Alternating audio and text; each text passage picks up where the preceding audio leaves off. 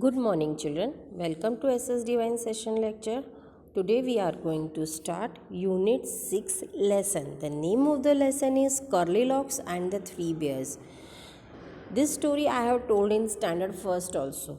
There was a small girl named Curlylocks, and one day what happened?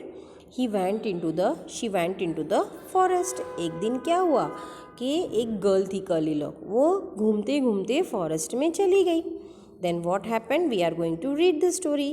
Once there was a girl with a curly hair. Her name was Curlylocks.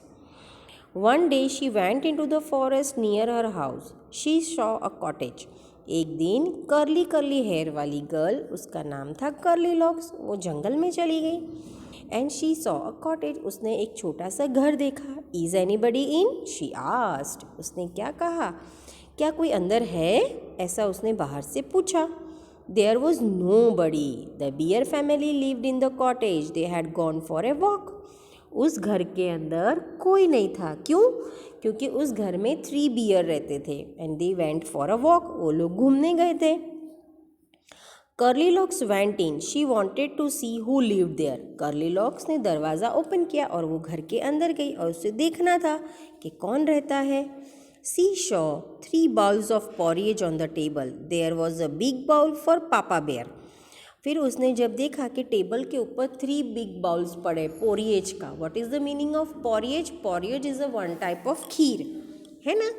तो उसने देखा और the big bowl was for papa bear. जो बड़ा bowl था वो किसका था?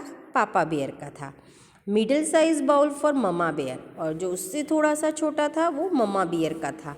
And a tiny little bowl for the baby bear, और उससे भी जो छोटा था वो एक छोटे से बेबी बियर का था. कर्लीलॉक्स वॉज हंग्री. कर्लीलॉक्स को बहुत भूख लगी थी. She ate the porridge from the big bowl. उसने बड़े बाउल में से एक स्पून पोरिएज खाया. It was very hot. वो बहुत गर्म था. She ate from the middle size bowl. उसने फिर उससे जो छोटा बाउल था उसमें से खाया. It was too cold. वो बहुत ठंडा था. Then she ate the porridge from the tiny little bowl. फिर उसने उससे भी जो छोटा बाउल था उसमें से पोरिएज खाया. It was just right. वो एकदम बराबर था. बराबर मतलब कि ना ही बहुत ज़्यादा हॉट एंड ना ही वो गर्म, यानी कि ना ही गर्म ना ही ठंडा.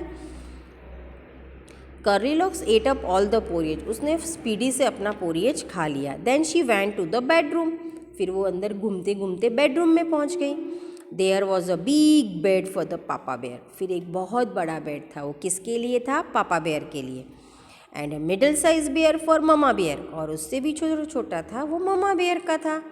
एंड उससे भी छोटा and tiny little bed for the baby bear, और सबसे छोटा बेड था वो बेबी बियर का था. The big bed was very hard. जो बड़ा बेड था ना वो बहुत हार्ड था. The middle size bed was too soft, और जो मिडिल साइज का जो बेड था वो बहुत एकदम सॉफ्ट था, स्मूथ था. But the tiny little bed was just right. लेकिन जो छोटा बेड था ना ही वो हार्ड ना ही वो सॉफ्ट, मिडिल साइज में था. Curlylock fell asleep in the tiny little bed. Curlylock वो बेड में सो गई. The bear family came back. फिर थोड़ी देर में बियर फैमिली आई. Somebody ate my porridge, shouted Papa Bear in his big gruff voice. आपको पता है कि बियर जो है वो जब जोर से बोलता है तो उसकी आवाज़ कैसी होती है? बियर जो होता है उसकी आवाज़ कैसी होती है? एकदम ग्रफ, मोटी मोटी आवाज़ में बोला. उसने ज़ोर से चिल्लाया कि किसी ने मेरा पोरिएज खाया है. Somebody ate my porridge too, said mama bear. लेकिन ममा बेयर ने भी कहा किसी ने मेरा भी पोरिएज खाया है. Somebody finished my all porridge, said the baby bear in his tiny little voice. फिर जो छोटा बियर था उसने क्या कहा? किसी ने तो मेरा पोरिएज पूरा फिनिश कर दिया है. The bear family went to the bedroom. फिर बियर फैमिली बेडरूम में गई.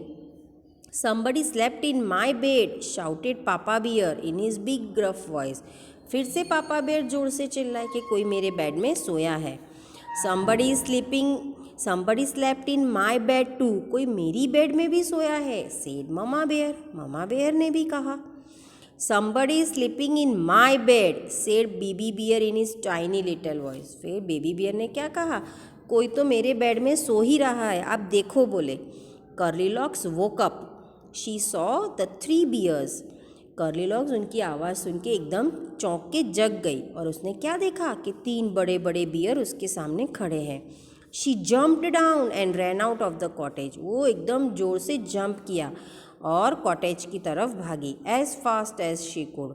और तुरंत ही कि जैसे वो अपने घर की तरफ भागना शुरू किया, क्योंकि वो डर गई थी, उसने बियर्स को देखा तो, है ना। जैसे कोई आपके सामने अचानक से कोई भी एनिमल आ जाए तो आप कैसे डर जाते हो, वैसे कर्ली लॉक्स भी डर गई। Understood? So I have completed my lesson here. You have to write the hard words 5 times. Till then, bye. Have a nice day.